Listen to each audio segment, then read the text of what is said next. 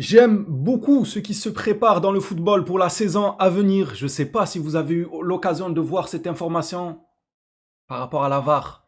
Les entraîneurs qui auront apparemment le droit de faire 2 fois appel à la VAR durant le match.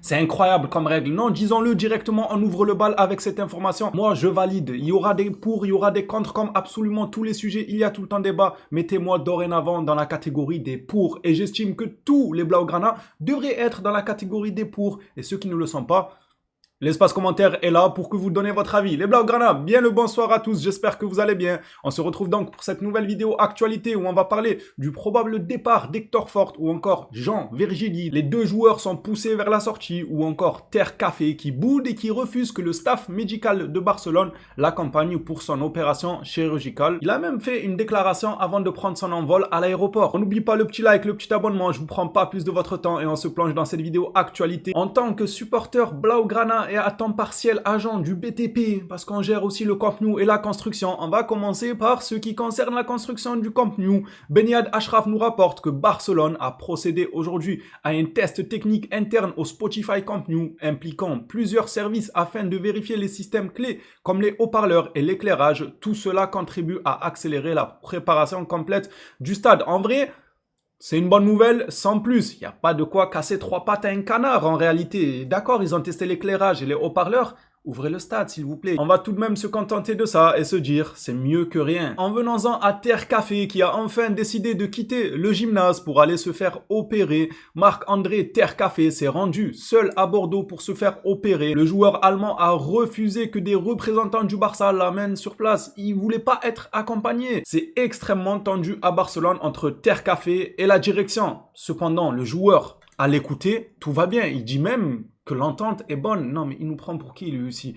Terre Café à l'aéroport avant de partir pour une opération chirurgicale a déclaré « Ma relation avec le club est bonne. » Sérieusement, pour qui il nous prend, Ter Stegen? On le sait, que tu n'as jamais aimé la concurrence. Depuis l'époque de Claudio Bravo, tu t'es pris la tête avec Luis Suarez, avec Lionel Messi, avec peut-être Gérard Piqué aussi, si je ne dis pas de bêtises. Maintenant, c'est autour de la direction avec qui tu es en train de te prendre la tête, tout ça, parce qu'on a recruté un Juan Garcia. Quand tu as expliqué gentiment que tu ne rentrais pas dans les plans du coach, qui lui-même est allemand, c'est un de tes semblables, donc on ne peut même pas dire que il te boycotte. Non, nous les supporters, on est tous à l'unanimité d'accord pour dire que tu n'as plus les épaules pour un club comme Barcelone. Le coach qui est allemand, de la même origine que toi, est d'accord avec les supporters en estimant que tu ne fais pas partie des plans et qu'il faut que le Barça ait un nouvel air à ce poste de gardien de but. Mais toi, tu n'en fais qu'à ta tête. Au lieu de partir, de raccrocher les crampons avec Barcelone, j'allais dire en héros, mais il ne partira jamais en héros, ce mec-là. Au lieu de partir, on va dire, avec des applaudissements, en disant, bon, ok, c'est une page qui se tourne, il a donné pour le club, blablabla, tout ça. Maintenant, il s'en va écrire son histoire ailleurs. Le mec, non, il préfère faire des histoires, dire à la direction de ne pas l'accompagner lors de son opération, s'enfermer dans le gymnase et ne pas sortir, nous faire le squatter. Enfin bref, on verra bien comment ce bras de fer entre l'international allemand et Barcelone finira. Nike annonce que le début des ventes du maillot extérieur de Barcelone se fera dès demain à 10h. Bon, le prix quand même les gars, 150 balles le maillot. C'est pas donné. Imagine, tu veux prendre l'extérieur et le domicile de cette saison. 2 fois 150 balles, 300 balles. J'en perds mes mots. Comment ça, 300? En vrai, c'est énorme quand même pour 2 maillots. Vous le savez qu'ici sur la chaîne, je fais souvent la promotion d'un seul site en particulier, une seule adresse, le Vestiaire Store. Vous avez tout dans la description si vous voulez vous procurer ce maillot. N'hésitez pas, à moindre coût, et la qualité, franchement, elle est de même. Ça ne change en rien. Et regardez juste la beauté du maillot. Il est magnifique. Personnellement, je compte le prendre. Et même l'autre, hein, les gars. J'ai beaucoup critiqué le maillot domicile, mais en vrai, une fois que je l'ai vu porter hier face aux Japonais, je me suis dit, oh, il y a quelque chose. Non, il y a quelque chose, il y a quelque chose. Vu comme ça, tenu n'importe comment par quelqu'un étendu comme ça, c'était bof. Mais une fois porté sur le joueur, en vrai, il y a quelque chose et je pense bien me prendre les deux. Si vous voulez faire comme moi, n'hésitez pas à passer par le site Le Vestiaire. Avec le code promo KAVA, vous avez jusqu'à moins 10%. Tout est dans la description de toute façon. Revenons au sujet du mercato. Le Barça est disposé à vendre Hector Fort et moi, j'applaudis ce mouvement. N'en déplaise à ceux qui nous disent non, mais il a un talent, il faut le prêter. Encore une fois, je vais me répéter pour la 100e fois qu'on ne peut pas prêter 100 joueurs en espérant en retourner une superstar. Genre en mode, on va prêter toute la Masia et s'il y en a un qui allez, reviens chez nous, t'es à nous, c'est pas comme ça. Ça peut pas marcher. Ça serait trop facile, en fait. Tu peux pas prêter autant de joueurs en espérant en tirer une superstar. Ça, c'est des choses, il faut qu'il y ait une prise de risque. Tu prêtes un joueur parce que tu sens, t'as le flair comme quoi il va être une superstar, c'est ok. t'espères le récupérer dans quelques saisons ou bien faire une marge de bénéfice dessus, c'est ok. Par contre, à tout va, à chaque fois qu'il y a un joueur qui sort de la Masia, hop, on le prête, on le prête, on le prête.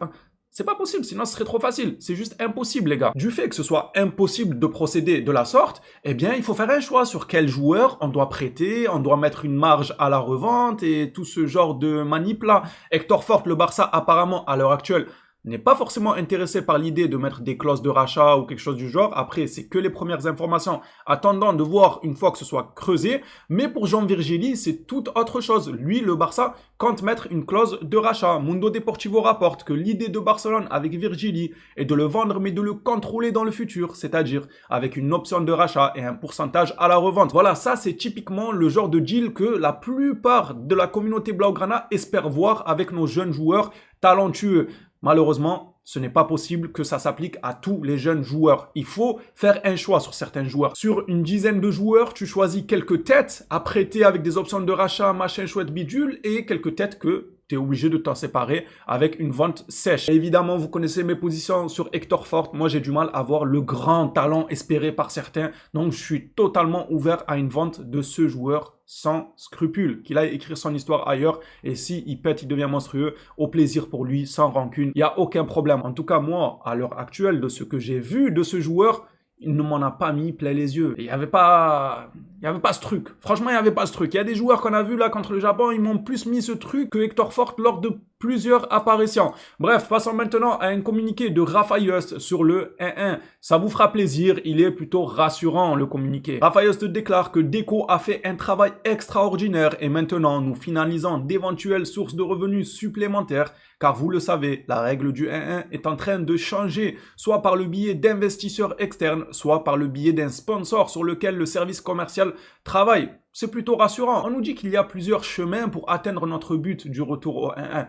C'est rassurant. C'est pas comme si on comptait que sur une chose. Dernièrement, on nous parlait beaucoup des sièges VIP, mais là, Rafa Just nous parle d'un nouveau sponsor qui est en train de négocier à l'heure actuelle même avec le service commercial. Enfin bref, ce qui est bien, c'est que nous avons plusieurs options pour retrouver le bon chemin. Parlons bien, parlons rapidement. La déclaration de Guardiola hier, on en pense quoi? Lisons ensemble et je vous donne mon avis. Barcelone, non, je ne reviendrai pas coacher, c'est fini pour toujours. C'était très beau, mais c'est fini. Déjà, premièrement, pourquoi on lui pose la question pour la énième fois? Vous avez pas compris que le gars, ça y est, il n'en est pas à son coup d'essai en termes de déclaration où il dit qu'il ne se voit pas retourner à Barcelone. Pourquoi les journalistes, ils répètent ça 20 fois? Oh, arrêtez un peu avec cette question. Ceci dit, pour moi, Guardiola a raison. Maintenant, à votre tour de jouer dans l'espace commentaire, compreniez-vous le choix de Guardiola ou pas? Moi, à 100%, il a fait quelque chose de grandiose. Il a fait quelque chose qui, à l'heure actuelle, une décennie, même plus qu'une décennie après son passage, ça marque toujours autant l'histoire du football. Pourquoi vous voulez qu'il revienne? Pourquoi faire au juste? Après, moi, si un jour il venait à revenir, je serais pas contre, évidemment. Guardiola, c'est chez lui. Pour moi, Barcelone, il n'y a aucun souci avec ça.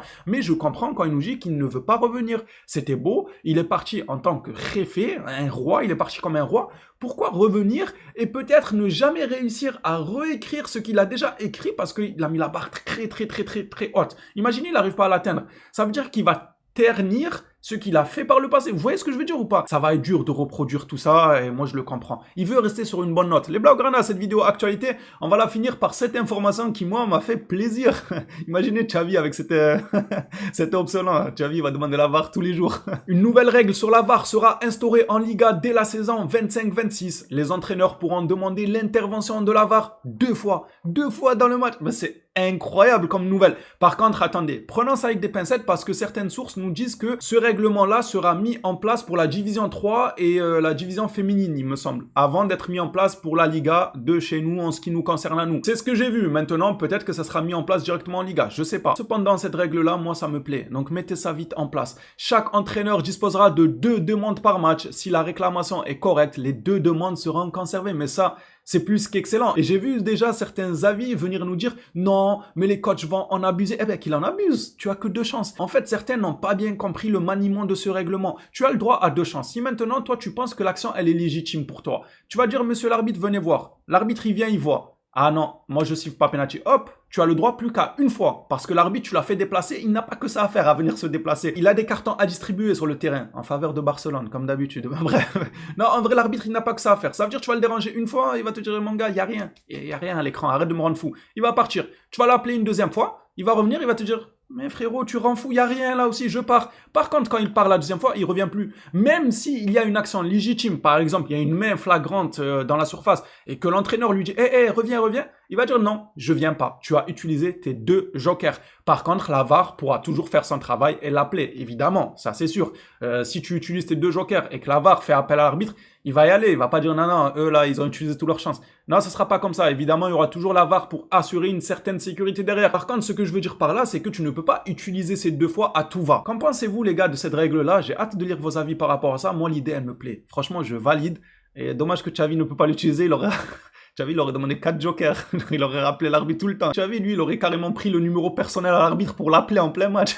Non, en vrai, j'aime bien. Moi, j'aime bien l'idée. Maintenant, à voir, une fois qu'elle est mise en place, on aura un avis un peu plus approfondi. Peut-être tant ceux qui nous disent qu'il y aura des abus, ils ont raison. On se joindra à leur avis en temps et en heure, lorsqu'on verra qu'il y a réellement des abus. Mais là, comme ça, sur le papier, moi, l'idée, elle me paraît bonne. Même si, bien évidemment, cette règle-là ne fera pas en sorte qu'il y ait plus d'erreurs d'arbitrage ou du moins plus aucun débat sur les fautes d'arbitrage. Il y en aura toujours. En fait, j'ai l'impression, peu importe la règle, à partir du moment qu'on a mis la VAR avec des agents qui regardent un écran et qui sont pas foutus d'appeler l'arbitre lorsqu'il y a des actions légitimes, à partir de là, le débat des arbitres, il est sans fin. Il faudra toujours faire avec des décisions farfelues parce que chacun aura en fait une manière d'interpréter la situation. L'équipe qui a l'occasion va dire « Ah, c'est pour nous, ils sont méchants et tout » et vice-versa. Ça sera tout le temps comme ça. Des fois, ce sera pour les autres, des fois, ce sera pour nous. Je pense malheureusement, ça, on n'y échappera pas. En termes d'arbitrage, il faudra faire avec. Mais ça améliorera peut-être un peu la chose. Je sais pas. On verra seulement. Je valide. Hâte de voir votre retour dans l'espace commentaire. Les phénomènes, ça sera tout pour cette vidéo actualité. On s'attrape à la prochaine. D'ici là, prenez soin de vous les Blaugrana.